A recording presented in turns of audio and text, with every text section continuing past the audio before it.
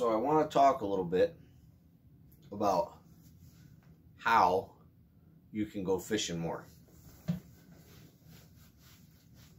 Maybe I make it look like I fish a lot. Maybe I fish more than other people, some other people. But I get some people who seem to think that I fish like every day, and I don't.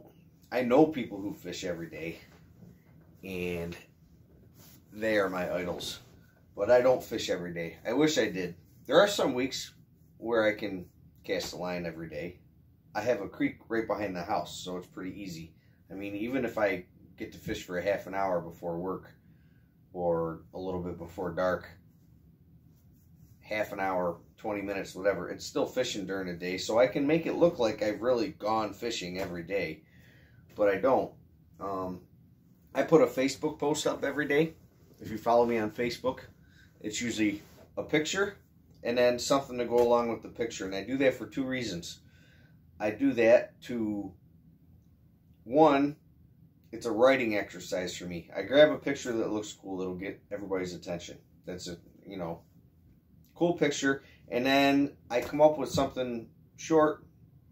It might be one sentence, it might be one paragraph to go with the picture. I look at the picture, what do I see in it? What does it make me feel? What do I get out of it, or what do I want to relate? It's a writing exercise. So that's the first reason I put up a picture on Facebook every day. And the second reason is because my whole goal with social media is not to sell my books.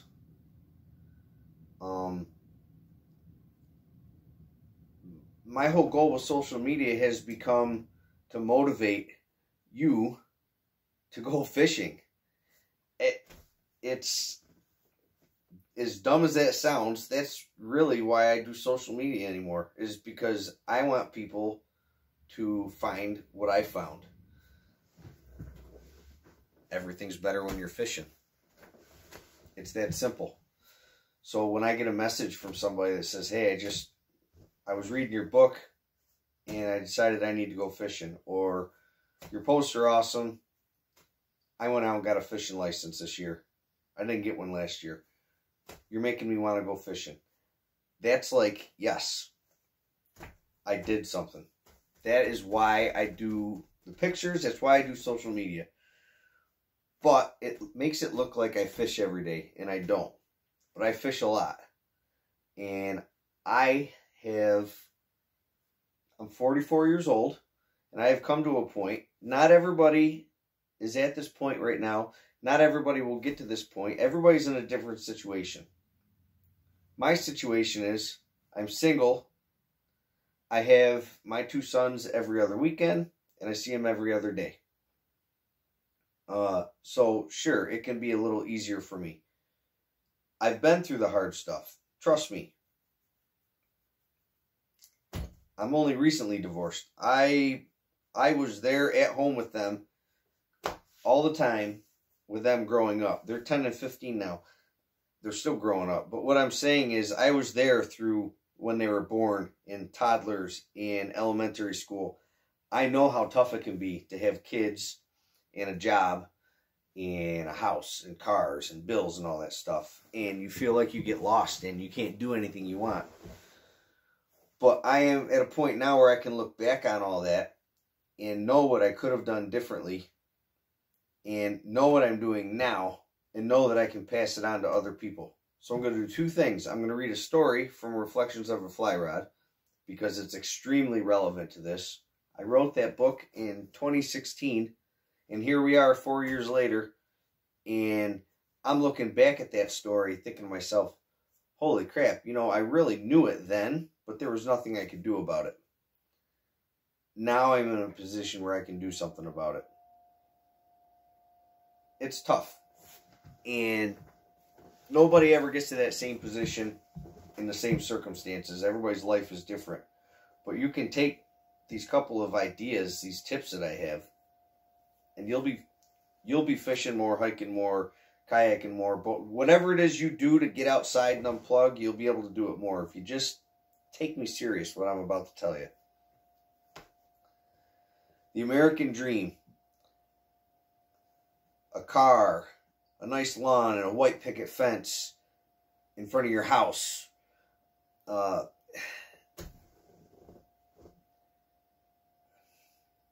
I don't think that that's so much a dream. I get it. It's a dream. Not everybody's in the position I am. I have a job. It's a good job. No, I'm not rich. I don't make a lot of money. What I'm saying is not everybody. There are people who are looking for jobs. There are people who are hard times. And maybe to them the dream is I just want to own a house and a car, a dependable car, so I can get to work. But that dream is about things when it comes down to it that humans have been dumb enough to create this trap. The civilization that we made is all about you have to work and have things, and you have to work to afford those things, and you can't enjoy those things because you're always working to afford them. Humans are stupid, and that's what we've created. Where I'm going with this, now I lost my track of thought. Where I'm going with this is the house and the dependable car and the white picket fence and the nice lawn and all that. There comes a point where maybe it shouldn't be a dream, because that's something that anybody can obtain if you try. If you honestly try, you can have a house. If you don't want to own a house, you can have a nice apartment, whatever. You can have a nice place to live, and you can have a dependable vehicle. You've got to exert yourself. You get a job and you have those things. It's not so much a dream when you realize that anybody can obtain this at this point. It's not a dream. That's a goal. I want a nice house and I want a car to get me to work and whatever that's dependable. That's a goal. The problem is we're confusing these things, these items, with dreams. Those are goals. You can get that stuff. A dream is not something so much that you can touch as an idea. And your dream should be that you can go and experience all these awesome, beautiful places. Fish as much as you absolutely possibly can, wherever you want to. That's an idea. That's a dream. So you work so hard to have all this stuff. And working so hard to have all this stuff is what takes away from the time that you could be spending on your dream. It's really frustrating. It makes me want to pull my hair out. But I am to the point where I used to work really hard and work a lot of hours. I would work overtime. I would go home and I would think about work. And it was work, work, work. And I am to the point now where I realize that none of that is necessary. I don't want to work any overtime. And I make it a point to not need to work overtime. I want to fish. That is what I want to do. And I can't fish while I'm working overtime. So I make a certain amount of money at my job. And I have made sure that my house and my car payment and a couple of bills that go with them, the insurance and the water bill and power bill and stuff, all that fits in what I make. I don't own a television. I don't have Wi-Fi. None of that stuff. So that's to keep my bills down so that I don't need to work more. I can work my 40 hours and then I can go fishing. If the lawn needs to be mowed, who cares? It's just grass. I'll mow it another day. I want to go fishing. The grass is going to get taller another day. That's the way it is. The white picket fence, well, if I am constantly painting repainting the white picket fence and mowing my lawn because I think that that's what the rest of the neighbors think I should do. Well, that's not a dream, that's a nightmare. So, I guess what I'm saying is, all the stuff that you want less so that you can work less. And then you'll have more time to go fishing and hiking and all that other stuff you want to do. Want less so you can work less. That's the key. So I'm going to read this story out of Reflections of a Fly Rod. This was 4 years ago. I was still married when I wrote this book, this first one. And I mean, I got it then. It was just I'm in a better position now. Out of a crap situation. I'm trying to look on the positive. So, I called this one Angler's Circle of Life. A child sits on the end of a dock, feet dangling just above the water. A short superhero-themed fishing rod with a hook, a worm, and some split shot to keep it down there.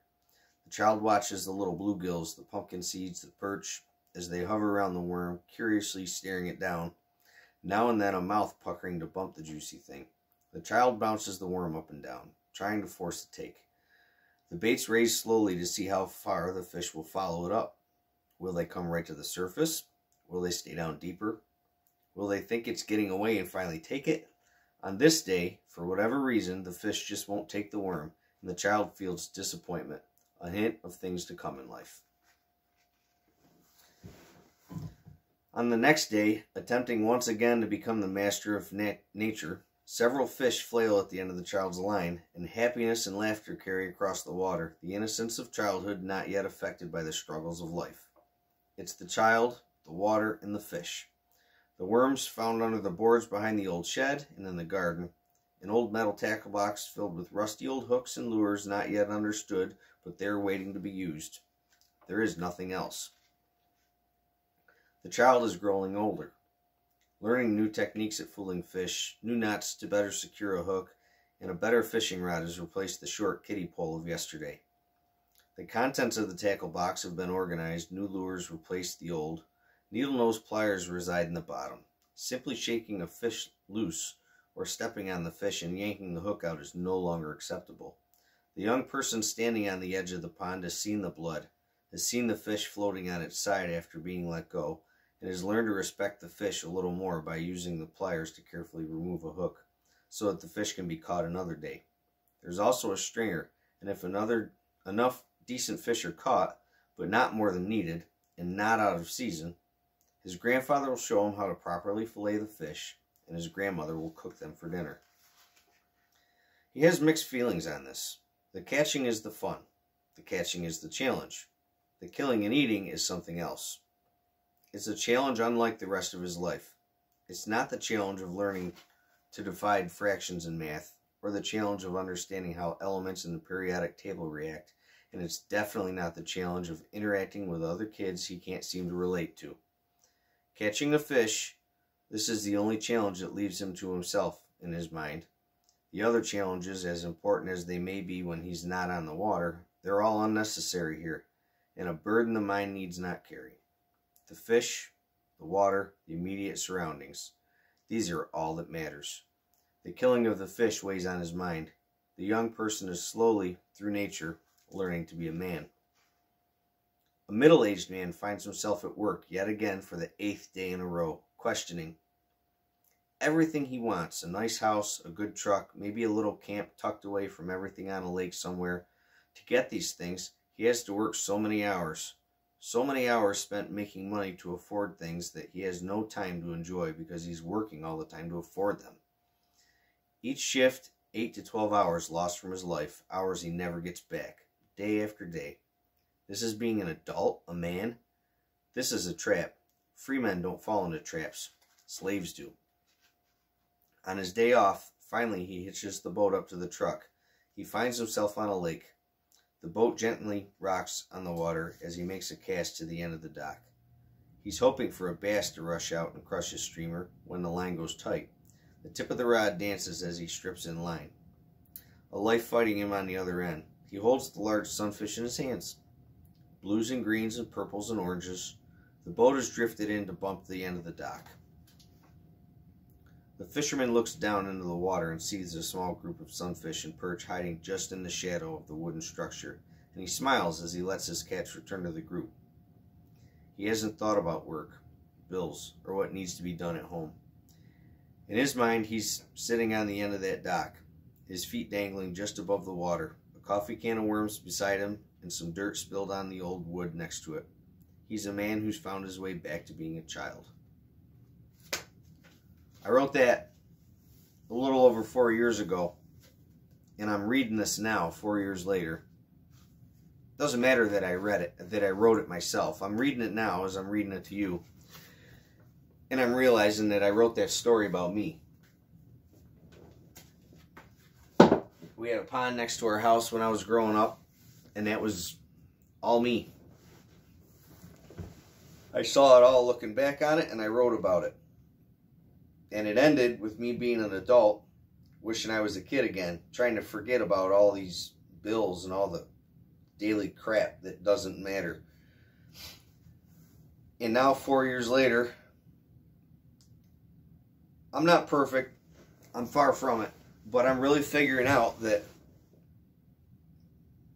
I don't need the latest and greatest TV.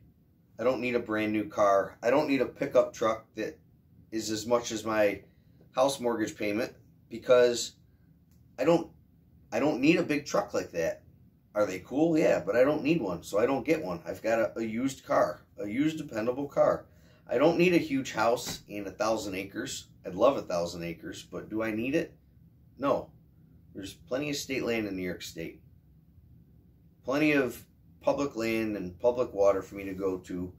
I don't need those bills, because if I have those bills, then I have to work more than what I work now. More than my 40 hours.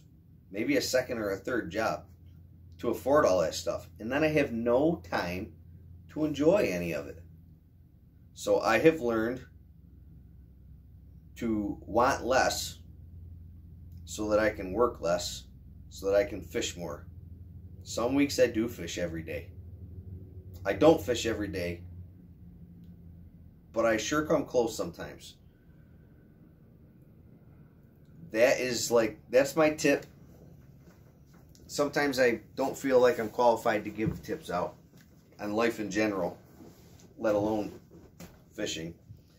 But this is where the two come together, and I think I've got a pretty good grasp on it right now. I wrote that 4 years ago, and now I realize in a roundabout turn of events that I've figured it out, and I'm not quite there yet, but I'm getting there. I'm at least happy with what I have, and I don't need any more, because I know that I can do what I want to do without getting anything else. Leave it the way it is, and I'm good. I'm on the right path. I could probably downsize some more. I don't know that I could lose any more bills, but I'm sure not going to gain any more. That's the whole point of this. Spend as little as you can. You don't need all those big bills. I know that kids change that, college change that, you know, stuff breaks down. But what I'm saying is, you don't need to keep up with the Joneses. If you try to keep up with the Joneses and have the latest, greatest of everything, have the pickup truck that you don't need, have all these toys, have the biggest and best television every year, brand new lawnmower every year, all this stuff, you don't need it, don't spend it. Then you don't have to work for it, and you can take that time that you're not working for all the stuff that you don't have time to use. You can take that time and you can actually go fishing. That's my tip for today. So, until the next video, this sign off really fits good today. Call in sick, go fishing.